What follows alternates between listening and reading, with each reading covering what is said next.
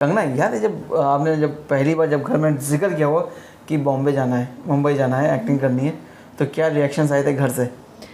अ, ऐसा इतनी मुझे क्लैरिटी नहीं थी उस टाइम पे, क्योंकि मैं काफ़ी छोटी थी उम्र में। और मेरी जो हॉस्टल में मुझे हॉस्टल भेजा गया था स्कूल में 9th 10th के लिए। और हॉस्टल चंडीगढ़ में जाके मैंने देखा कि कई लड़कियां कहीं कुछ कर रही हैं, जैसे कि स्कल्पचर बनाना हो गया या पेंटिंग करना हो गया, कहीं म्यूज़िक में ये आगे परस्यू कर रही हैं। तो मैंने भी अपने डैड को कहा कि मुझे भी ऐसा कुछ करना है। तो उन्होंने कहा कि क्या करना है? तो मैंने कहा मुझे नहीं पता, मुझे अभी 1 साल का ब्रेक लेके कुछ 2-4 चीज़ें ट्राई करके देखूँगी मैं क्या करूँगी। तो उस बात पे वो काफ़ी भड़क गए थे। और ये बात सही है कि उस टाइम मुझे इतनी क्लैरिटी नहीं थी कि मुझे एक्टिंग ही करनी है या कुछ और करना है। तो उनको ये अच्छा नहीं लगा इस तरह का रवैया, क्योंकि 1 साल को ड्रॉप करना बहुत बड़ी बात मानते हैं। हमारे जैसे मिडिल क्लास फैमिलीज़ में नहीं कर सकते आप अपनी मर्ज़ी से ड्रॉप। तो उसके बाद फिर क्या हुआ? फिर फैमिली जो थी आपकी, मदर फादर जो थे, उन्होंने आपको सपोर्ट किया मुंबई आने के लिए या आप जिद करके आई? मैं ज़िद करके आई, लेकिन मैं मुंबई नहीं आई सीधा, मैं दिल्ली गई पहले। और दिल्ली में पहुंची पहले चंडीगढ़ से। ऑब्वियसली मैं घर से मुझे जब बिल्कुल प्रोत्साहन नहीं मिला, किसी तरह की कोई सहायता नहीं मिली, तो मैं चंडीगढ़ आ गई। वहाँ पे पीजी में अपनी फ्रेंड के साथ रहने लगी। और मेरी जो फ्रेंड थी वो काम कर रही थी दिल्ली, तो हम दिल्ली आ गए। दिल्ली में मैंने थिएटर शुरू किया, थिएटर के साथ छोटी मोटी मॉडलिंग शुरू की। और भी कई तरह के, जैसे कि डांस में रुचि लेना या इस तरह से मॉडलिंग में। लेकिन इन जगहों पे मुझे इतना प्रोत्साहन नहीं मिला। और थिएटर में वहीं मैं थिएटर करने गई तो 1-2 वर्कशॉप में ही मुझे वहाँ पे भी लीडर बना दिया गया कि अब आप वो ये वर्कशॉप कल आप देखिएगा। तो जो मुझे स्कूल में मिलता था वही ट्रीटमेंट मुझे थिएटर में मिला, तो वहाँ मेरा मन लग गया। क्योंकि उस टाइम पे इतना अच्छा ट्रीटमेंट मुझे कहीं से भी, घर वालों ने भी बिल्कुल ही वो कर दिया था, रिजेक्ट ही कि तो किसी काम की नहीं है। और दोस्त भी नहीं थे, सब पढ़ाई अपनी कर रहे थे। तो उस टाइम पे जब थिएटर से इतना प्रोत्साहन मिला, तो वहाँ पे चाहे इनकम कुछ नहीं थी, चाहे कोई फ्यूचर नहीं था, चाहे कोई सिक्योरिटी नहीं थी, लेकिन फिर वहाँ पे जाने का मन होता था कि रोज़ पहुँच जाते थे। इस तरह से फिर 5-6 महीने निकल गए। तो जो मेरे गुरु थे अरविंद गौर, जिन्होंने मुझे सिखाया है और जिनके साथ मैं थिएटर भी किया, कुछ चंद महीनों का थिएटर किया, जो कि थिएटर में माना भी नहीं जा सकता कि थिएटर कहा जा सकता है उसको, क्योंकि थिएटर तो तपस्या की तरह कई सालों से करना पड़ता है।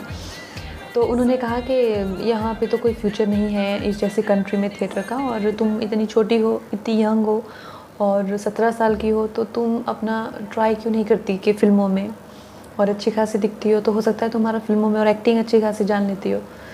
तो उन्होंने कहा, तो मैंने कई ऑडिशन फिर देने शुरू किए। तो इस तरह से ज़रूरी नहीं है कि सबको ही अपनी फ्यूचर को लेके क्लैरिटी हो। कई बार आपको कई चीज़ें करते करते क्लैरिटी आती है कि हाँ, क्यों नहीं, हो सकता है यही मेरी मंजिल हो। कुछ फ्रॉड लोगों से सामना हुआ? देखिए, फ्रॉड लोग तो हर जगह होते हैं, अभी भी फ्रॉड लोगों से सामना तो होता ही रहता है। अभी भी होता है? हाँ, अभी भी होता है, क्योंकि ऐसे कई लोग घूमते हैं जो खुद कुछ करते नहीं हैं और खुद उनको किसी चीज़ में इंटरेस्ट नहीं होता है, कामचोरी में रहते हैं। और किसी का नाम लेके या किसी का नाम गलत इस्तेमाल करके हमेशा आपको जब जैसे छोटी सी कोई बात हो गई, अभी जैसे कोई हमें किसी का नाम यूज़ करके किसी अपीयरेंस को कराने के चक्कर में रहेंगे, बीच में कोई पैसे मारने के चक्कर में रहेंगे, एक्टरों का हमारा नाम गलत यूज़ करेंगे, किसी और का नाम गलत यूज़ करके हमसे कोई चीज़ कमिट करवा लेंगे। तो इस तरह से फ्रॉड्स तो रहते ही हैं, वो तो हमेशा आपको मिलते रहेंगे। तो शुरुआती दौर में मिले आपको जब दिल्ली में थी? क्योंकि बोलते हैं कि दिल्ली में क्राइम बहुत होता है लड़कियों को लेकर ख़ास तौर से, तो कभी आपको डर लगा, कभी आपको कुछ ऐसा कुछ? दिल्ली तो बहुत अनसेफ़ है लड़कियों के लिए, लेकिन मैं दिल्ली में 5-6 महीने आई थी, जैसा मैंने कहा। और उस टाइम पे भी अच्छा है, मेरा किस्मत अच्छी थी कि ऐसी इस तरह की कोई चीज़ मुझे फ़ेस नहीं करनी पड़ी। लेकिन अब जो दिल्ली की जो बातें सुनने में आती हैं और जितना अनसेफ़ हो गया है लड़कियों के लिए, वो तो बहुत ही शॉकिंग है। कंगना, फिर यहाँ पे आने के बाद जब आपने करियर अपना स्टार्ट किया, तो यहाँ पे तो जाहिर सी बात है, नया शहर, नए लोग, तो बहुत मुश्किल रहा होगा? मुश्किल तो सभी को आती हैं, मेरे साथ ही, ये कोई ऐसा तो नहीं है कि मेरे साथ ही नहीं, एक ऐसा। फीमेल को आती है, लड़की को आती है, तो उसके पीछे सपोर्ट भी बहुत ज़रूरी होता है, चाहे फैमिली का सपोर्ट हो या कोई बहुत अच्छे दोस्तों का सपोर्ट हो। लेकिन कंगना ने सब कुछ आके खुद ही अपना एक बोलेंगे जो एक मकाम बनाया, खुद ही से बनाया पूरा। देखिए ये चीज़ें जो होती हैं ये कुछ आपके हाथ में रहती हैं, कुछ हल्का सा आपकी डेस्टिनी के हाथ में रहती हैं। तो और एक चीज़ जो मैंने अपनी ज़िंदगी में हमेशा फॉलो की है वो ये है कि और इसी करके मैं इस मुकाम पे पहुंच पाई हूँ, और इसमें कोई दो राय नहीं है कि मेरा एटीट्यूड हमेशा ही बहुत ही पॉजिटिव रहा है और पॉजिटिव चीज़ों की तरफ ज़्यादा ध्यान दिया, नहीं तो मुमकिन नहीं हो पाता था। लेकिन ऐसा नहीं है कि मुझे दिक्कतें नहीं आई या मुझे मुश्किलें नहीं आई। मुश्किलें किसी भी रूप में हो सकती है, फाइनेंशियल रूप में, हेल्थ के रूप में, या किसी इंसान के रूप में, किसी भी रूप में आ सकती हैं आपको मुश्किलें। लेकिन उन मुश्किलों का सामना करके आपको, अगर आप में हिम्मत है तो आपको आगे आते ही रहना पड़ेगा। जो आपने एक चीज़ बोली कि एक एक्सट्रीम राइट एक्सट्रीम लेफ्ट वाली चीज़ जो थी कि मैं पैदा ही क्यों हुई, या अरे मेरे लिए तो बहुत कुछ रखा हुआ था। तो क्या कंगना ने कभी ऐसा कुछ सोचा था अपनी ज़िंदगी में, कभी कहीं से हार निराश कि मैं पैदा क्यों हुई? वेल ऐसा मोमेंट सबकी ज़िंदगी में आता है, मेरी में भी आया है, आपकी के भी आया है। ये चीज़ हम सब बीइंग ह्यूमन, ये इमोशन बहुत ही ऑर्डिनरी इमोशन है हमारे लिए, और उसमें भी कई जो बोलते हैं एक सक्सेस जो लेके आती है उसको संभालना मुश्किल होता है एक एक्टर के लिए।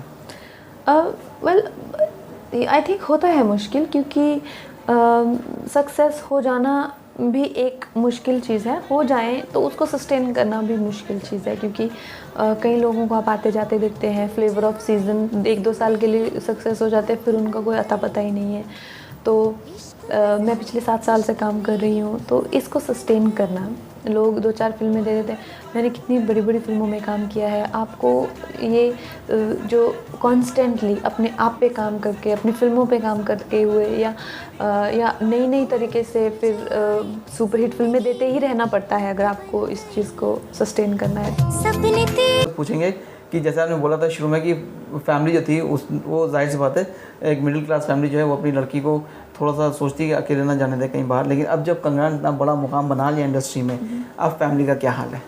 वेल अब फैमिली, अब तो काफ़ी उन लोगों को मुझ पे विश्वास हो गया है, और एक तरह से जब आप अपना नाम बना लेते हैं, मुकाम बना लेते हैं, तो जो आपके ख़िलाफ़ होते हैं वो भी आपके पक्ष में आ जाते हैं, और आपको जो कहते हैं ना कि आपको एक तरह से आपके ही साथ हो जाते हैं। तो मेरे फैमिली भी वैसे ही मेरे साथ है अब, और उनको एक बात का यकीन हो गया है कि मैं जो ये कर रही है वो जानती है क्या कर रही है, और अपना ख्याल खुद रख सकती है। हमेशा जब भी हमने आपको देखा कहीं पार्टी या कहीं पे भी, आप लुक्स के साथ बहुत बोलते हैं एक्सपेरिमेंट करती हैं आप। जी तो आई थिंक मुझे शौक़ है, बचपन से ही शौक़ है ये तो मेरा एक पर्सनल इंटरेस्ट है कि मैं बहुत फैंसी कपड़े पहनूं और अलग अलग बाल बनाऊं या अलग अलग टाइप का मेकअप करूं।